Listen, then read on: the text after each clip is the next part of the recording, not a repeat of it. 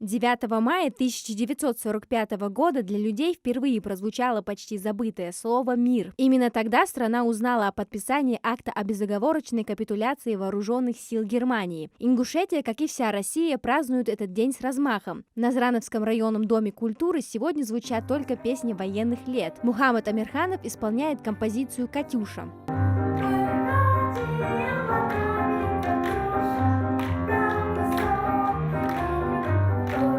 Мы гордимся тем, что ингуши участвовали во всех важных битвах Великой Отечественной войны, отмечают участники сегодняшнего мероприятия. За мужество и героизм, проявленные в борьбе с немецко-фашистскими захватчиками, указом президента России от 1995 года 3 летчикам ингушской национальности было присвоено звание Героев Российской Федерации. Это летчик-истребитель Мурат Аздоев, младший лейтенант Шервани Костоев и майор Ахмед Мальсагов. Песню в их честь поет Хава Батырова.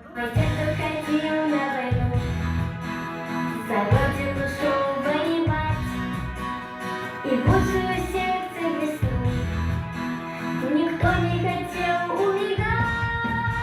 У войны не женское лицо, но, видимо, это не про Великую Отечественную. Женщины гибли не реже мужчин, которые как ни старались, но не могли помешать тому, чтобы хрупкие девушки участвовали в страшных сражениях. Ушла добровольцем на фронт и Асият Тутаева. Она была начальником бактериологической лаборатории. Сначала на Ленинградском фронте, а потом на Первом Украинском. Ее сестра Нина Идрисовна, капитан медицинской службы с 1941 года и до конца войны.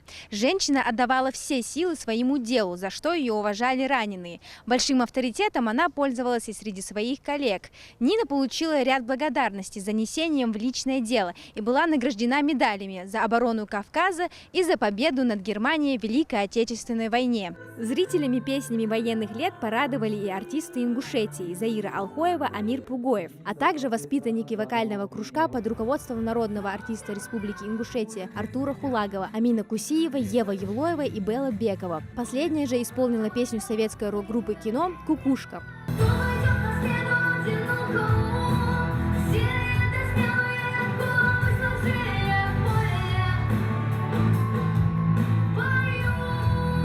Концертная программа насыщенная, песни — это еще не все. Государственный фольклорный ансамбль песни и танца «Магаз» подготовил номер «Массовый танец».